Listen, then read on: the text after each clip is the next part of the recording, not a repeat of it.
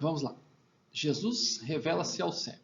Vamos lá. Essa já é o terceiro estudo, né, dessa mesma passagem, o último, tá? Não é grande, o estudo é pequeno hoje.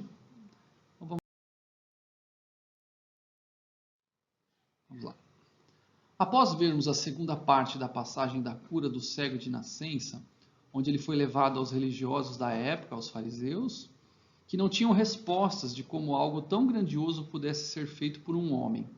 Então, só restou caluniarem a Jesus. O obstáculo do sábado e do pecado eram impossíveis de serem vencidos por um homem. Mas, agora, o ex-cego encontra e vê quem lhe curou. Não era um homem comum, mas sim o Filho do Homem. Vamos lá. Então vamos lá. O primeiro versículo aí já é o João 9,35, né? Ouvindo Jesus que o tinham expulsado, encontrando-o, lhe perguntou: crês tu no Filho do Homem? Vamos lá. Primeira coisa, né?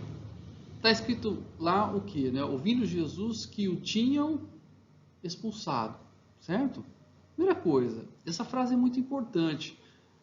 Jesus não ouviu assim que ele foi lá com os religiosos, os fariseus e sentou lá para tomar um cafezinho, já fez amizade ali com o pessoal, né? Logo ele já se ajeitou ali, houve uma harmonia entre eles. Nada disso, né? O texto diz assim: ouvindo Jesus, o que Jesus ouviu? Que o tinham expulsado. Expulsado. Olha que interessante. Vamos lá. Antes do segundo encontro com o agora ex-cego, Jesus primeiro ouve que o haviam expulsado. Essa frase é muito importante, pois se ele havia sido expulso, então quer dizer que ele não deu crédito nenhum de sua cura à religião. Olha que interessante, por isso que ele foi expulso. E muito menos aos religiosos. A expulsão demonstra, está errado aqui a palavra, né? Demonstra claramente uma cisão, um racha, uma total discórdia, onde não sobra mais nada, ou seja, apenas um ser esvaziado. Nós vamos trabalhar um pouquinho, hoje, estudar um pouquinho, aprender um pouquinho sobre essa expulsão e esse ser esvaziado, né? Ele podia chegar ali e dar o crédito aos religiosos ou gostar da explicação dos religiosos. Não. Nós vimos no vídeo, né? Ele não deu crédito nenhum a eles, nenhum. Por que isso, né? E por que Jesus o encontrou depois que ouviu que ele tinha sido expulso? Preste atenção, gente, só para a gente começar hoje, para vocês entenderem. Antes de prosseguir no versículo, gostaria de enfatizar um pouquinho sobre o que é esse esvaziar. Como um primeiro exemplo, temos pessoas que querem andar com Jesus. Tem gente que quer andar com Jesus, mas não se esvaziam da religião. Não se esvaziam de. Vocês já ouviram, né? É muito comum vermos essa frase: tudo por Jesus, nada sem Maria. É uma frase, por exemplo, no catolicismo. O catolicismo tem muito essa frase, né? Mas olha que interessante, ó. Dizemos que pessoas assim querem ter um pé lá e outro cá. De alguma forma querem harmonizar, dividir, compactuar. Pessoas que aprovam os dois lados, certo? A frase é essa, ó, tudo por Jesus, nada sem Maria. Ele aprova os dois lados, certo? A pessoa ela reputa os dois lados como certos. Gente, é necessário expulsar isso da vida. É necessário expulsar. Precisa-se de um ser esvaziado. Não dá para harmonizar, não dá. Ele não harmonizou com a religião. Aqui, eu não estou pregando religião aqui, não estou pregando religião evangélica, entende? Não dá para harmonizar, Cris, Jesus e a cura. Não dá. Não dá para dividir, não dá para compactuar. No catolicismo tem muito disso. Olha, Santo Expedito me ajudou, eu pedi para ele, ele me ajudou. Não dá, não dá. É impossível com Cristo. Então, entendendo? Expulsa isso definitivamente. No segundo exemplo, sobre esvaziar-se, temos pessoas que querem andar com Jesus, que querem também, mas não se esvaziam do mundo, não se esvaziam. Quem são essas pessoas? É alguém que ama as coisas do presente século. Ele admira o poder de Jesus, mas a mentalidade do sistema mundano o inunda o coração, a sua mente.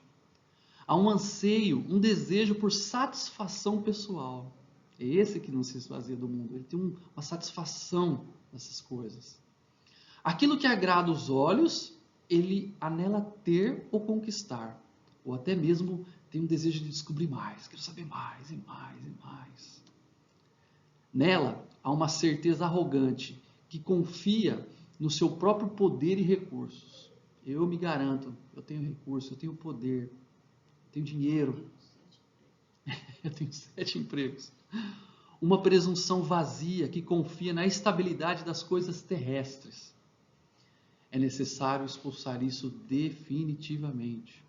Quer andar com Jesus? Não dá para harmonizar o mundo, não dá. Não dá, gente, é impossível. Vamos lá. Por isso que Jesus houve primeiro que o haviam expulsado. Ele sabia que ele não compactou nada. Ele não deu crédito nenhum a nada. A não ser aquele homem que o curou. Vamos lá. Ainda no primeiro versículo. Ouvindo Jesus que o tinham expulsado, encontrando-o, lhe perguntou: Crês tu, filho do homem? Nessa passagem, essa é a segunda vez que Jesus o encontra, né? A primeira ele estava lá, cego, né? Não viu nada, ele aplicou o barro, né? O lodo nos olhos.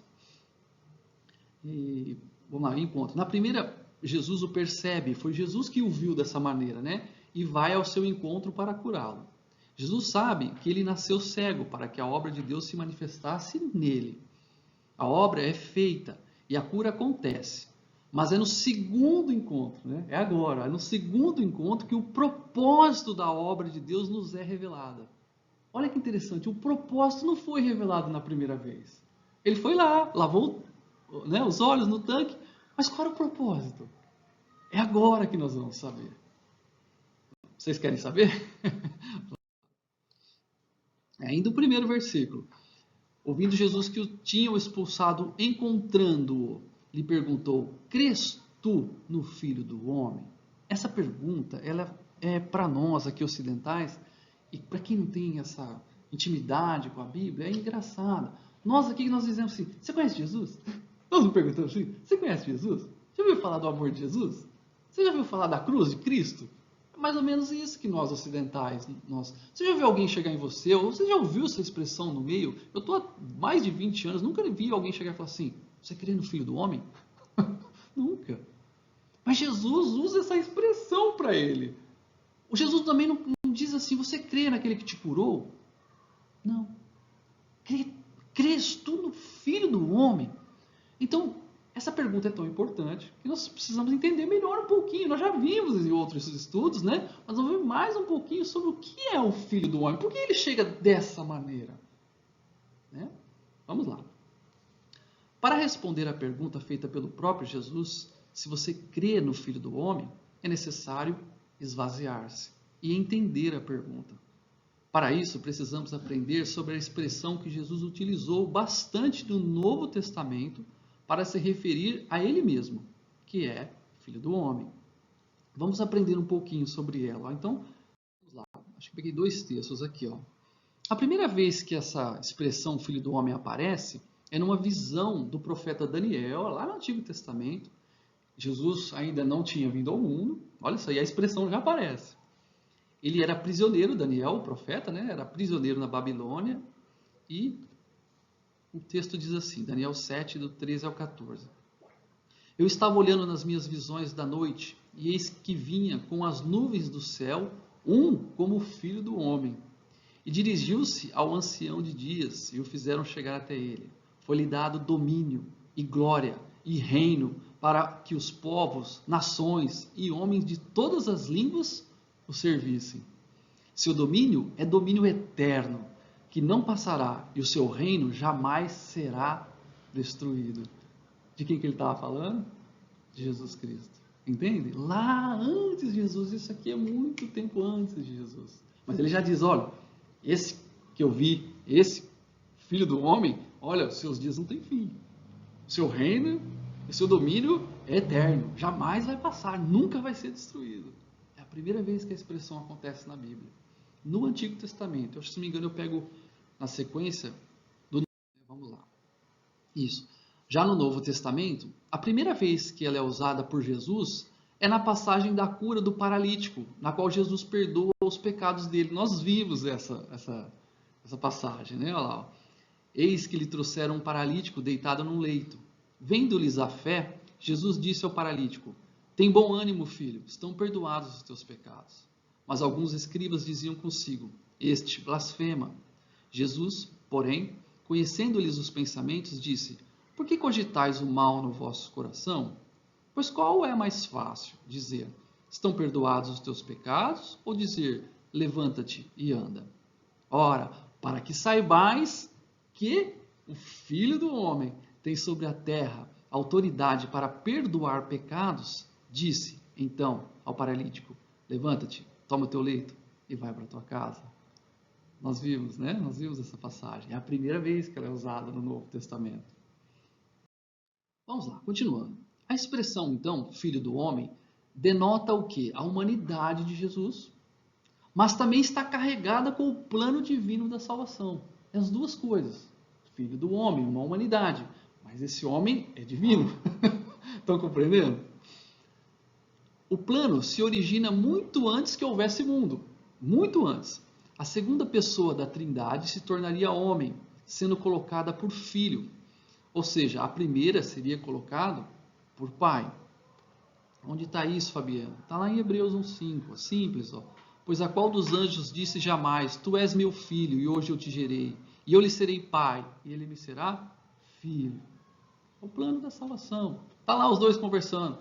Eu vou ser seu pai, você vai ser meu filho. Eu vou te enviar para você morrer pelos pecados. Entende? Jesus, o Filho, foi gerado da mesma substância do Pai. Jesus foi gerado pelo Espírito Santo. Foi através do sacrifício... Oi, alguém quer perguntar alguma coisa? Não? Foi através do sacrifício do corpo e sangue deste homem perfeito que Deus reconciliaria consigo a humanidade pecadora. Deus Pai envia o seu ungido, o Messias, o Cristo, o Senhor de todos, para que por um único ato aniquilasse o pecado. 2 Coríntios 5, 18 e 21 diz assim: ora, tudo provém de Deus que nos reconciliou consigo mesmo por meio de Cristo, o Filho gerado, o Filho do homem, e nos deu o ministério da reconciliação, a saber que Deus estava em Cristo reconciliando consigo o mundo, não imputando aos homens as suas transgressões, e nos confiou a palavra da reconciliação, de sorte que somos embaixadores em nome de Cristo, como se Deus exortasse por nosso intermédio. Em nome de Cristo, pois, rogamos que vos reconcilieis com Deus. Aquele que não conheceu o pecado, ele o fez pecado por nós. Ele é o nosso substituto, para que nele fôssemos feitos justiça de Deus. Para que o pecado fosse aniquilado, abolido, anulado, removido, foi necessário que o Filho do Homem fosse humilhado, rejeitado, preso e escarnecido. Diante deles, não abriu a boca, antes intercedeu por todos eles. Seu corpo foi moído, como se moe pão entre os dentes. Seu sangue foi derramado até sair água. Coroa de espinhos na cabeça e pregos nas mãos e pés. O justo se sacrificou pelos injustos. O Filho do Homem fez tudo isso por amor.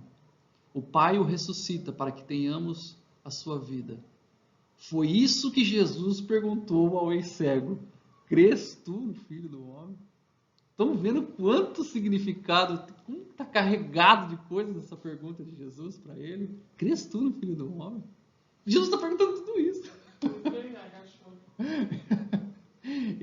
Essa expressão para nós não quer dizer muita coisa, mas na Bíblia e para os judeus, eles sabiam que ele estava dizendo que era o profeta. Diante lá dos fariseus, eles perguntaram: que dizes tu desse que te curou? Ele falou assim: é o profeta, é aquele que devia vir ao mundo. Ele era cego, gente. Mas enxergava muito mais do que muita gente. Vamos lá. Não saímos do primeiro versículo, o segundo agora. Ele respondeu e disse: quem é, Senhor, para que eu nele creia? A salvação não está na religião. Pelo contrário, a salvação está em um homem. É um ser pessoal que salva, o Filho do homem. A comunhão com Deus é através de uma pessoa. Foi o Filho do homem que levou as iniquidades de todos. E é somente essa pessoa que pode justificar alguém diante do Pai que crê, né, pela fé no seu sacrifício. É um homem. Diante do Pai hoje, sabe quem está lá? Um homem. Jesus continua tendo a mesma forma de homem. Glorificado, só a gente aprendeu lá em Apocalipse. João viu ele glorificado agora, né? Mas é um homem. É o homem perfeito, o Filho do homem, divino e homem. Se colocou no nosso lugar, nosso substituto. Estão compreendendo essas coisas? Terceiro versículo. E Jesus lhe disse: já o tens visto, é o que fala contigo. O cego de nascença, que recebeu em seu corpo o poder de Deus, foi levado àqueles que tentaram de todas as formas o dissuadir, né? Tentaram convencer ele do contrário. Foi expulso do meio deles, não restando mais nada, ou seja, apenas um homem esvaziado de tudo. Encontra-se agora em duas condições para a fé em Jesus. Olha, ver e ouvir. O que Jesus fala é o que tem visto, é o que fala contigo. Agora você já o vê, e eu estou falando contigo. Olha a condição agora que ele se encontra para a fé: ver e ouvir. Todos os que dizem ver a Jesus também ouvem e reconhecem a sua voz. Jesus vai tratar disso no próximo capítulo. Gente, o capítulo 10 é só sobre reconhecer a voz. Eu estou terminando ainda, é um estudo fantástico. Mas aqui ele já traz um pouquinho. E disse Jesus: já os tem visto, é o que fala. Jesus fala. E os seus reconhecem a sua voz. Mas aí hoje não é, nós vamos ver no próximo. É só um spoiler. Vamos lá. O quarto versículo, acho que são 7 só, é pequenininho. Então, afirmou ele: creio, Senhor, e o adorou. A afirmação creio, Senhor, é seguida de adoração. Todos os que têm os seus olhos abertos para ver e reconhecer a Cristo terminam inevitavelmente em adoração. Esse último passo só pode ser dado para aqueles que possuem os olhos espirituais abertos, ou seja, recebem o Espírito Santo ao confessarem sua fé no Filho do Homem. Deus é Espírito e importa que os seus adoradores o adorem em espírito e em verdade. Reflita comigo. O cego de nascença foi transformado pelo poder de Deus ao experimentar em seu corpo a cura. Saiba que o Evangelho de Cristo possui o mesmo poder. Você está pronto a crer dessa forma ou há algum obstáculo? Jesus não quer apenas te curar, pois o propósito da cura é ter um encontro pessoal com Ele. Estão entendendo? Ele quer ter um encontro pessoal, esse é o objetivo. O objetivo final do Filho do Homem é salvar a sua alma. Não é a cura, não é ver, não é ser curado de câncer, não, é salvar a alma. É ter um encontro com a pessoa. A cura não é o fim daquilo que Jesus quer. Estão compreendendo? O evangelista Lucas escreveu assim: porque o Filho do Homem veio buscar e salvar o que se havia perdido. Expulse, gente, expulse tudo, até completo esvaziamento, e creia para a honra e glória de nosso Senhor Jesus Cristo. Esvazie-se. Qual é o obstáculo? Aqueles religiosos tinham um obstáculo. Porque ele curou no sábado. Porque nenhum homem poderia fazer tamanho milagre. Qual é o obstáculo? Qual é o obstáculo que hoje não deixa você vê-lo? Expulsa isso, gente. Quinto versículo. Prosseguiu Jesus: eu vim a este mundo para juízo, a fim de que os que não veem, vejam, e os que veem se tornem cegos. A palavra juízo, eu vim a este mundo para juízo, né, do grego krima, quer dizer julgamento, decreto, sentença, mas também pode ser traduzida por decisão. Essa, para mim, é a melhor tradução. Vim a este mundo para decisão. Olha que interessante. Essa última é a mais apropriada no contexto que nós estamos vendo aqui. Pois era hora de decisão ao povo judeu, que viram e experimentaram o poder de Deus desde Abraão até aquele momento em que o próprio Filho do Homem estava no meio deles. A decisão deles de negar a Jesus os tornavam cegos. Era momento de juízo, era momento de decisão. Um povo que experimentou o poder de Deus, o mar aberto, pragas, sustentou por 40 anos, um povo acostumado com... Jesus veio para um momento de decisão. E eles fizeram o quê? Negaram. Negaram com obstáculos. Jesus diz assim: alguns que não viam, agora veem. E vocês que viam, se tornar cegos. Cegos.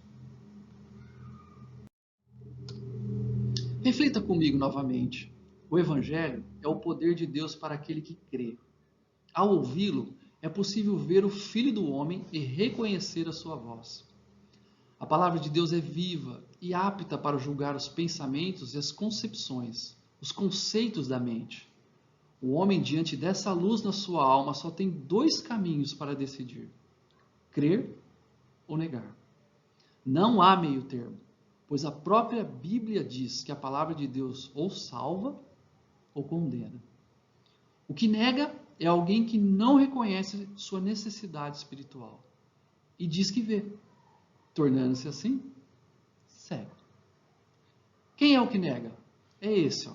É alguém que não reconhece a sua necessidade espiritual. Tudo aquilo que o Filho do Homem é, para ele aquilo não é necessário. O plano divino da salvação, ele vir, morrer na cruz, como substituto, como um cordeiro perfeito, sem pecado. O que nega é alguém que não reconhece, isso não é necessário para ele. Então esse se torna cego, porque diante dessa luz, essa pessoa só pode crer ou negar. Não tem outro caminho.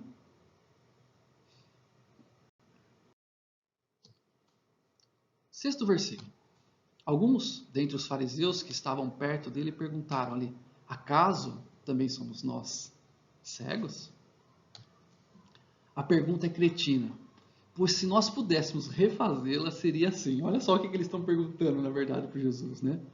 Por um acaso, tudo o que você disse, Jesus, serve para mim? Pois não me vejo como cego, mas tu, Jesus, acha que eu sou cego. Então, Jesus, se você acha, então por que sou cego? Peço a Deus que ninguém hoje aqui neste estudo tenha feito essa pergunta, né? A mesma pergunta, pois a resposta de Jesus vai deixar muito claro. Os fariseus, nós também somos cegos. Você está falando que a gente é cego aí, mas será que a gente também é cego? Estão compreendendo? Olha o que Jesus responde para eles. É o último versículo. Sétimo versículo. Respondeu-lhes Jesus: se fosseis cegos, não teríeis pecado algum. Mas, porque agora dizeis, nós vemos, subsiste o vosso pecado.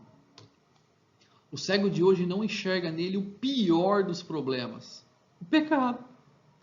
Não vê que foi necessário o Filho do Homem ser sacrificado na cruz por causa da desobediência do pecado. Jesus levou os pecados do mundo inteiro na cruz, porém só recebe o perdão aqueles que creem.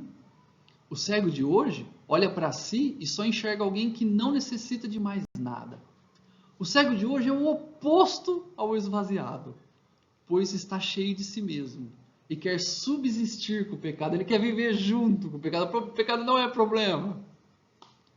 Só não vê que o seu fim é a morte eterna. Se não me engano, esse é o último slide do estudo.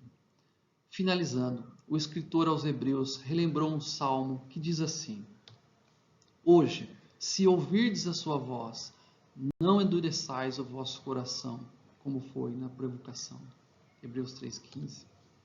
No livro de Atos, o apóstolo Pedro disse assim: dele, todos os profetas dão testemunho de que por meio do seu nome, todo aquele que nele crê, recebe a remissão dos pecados. Quem que recebe a remissão?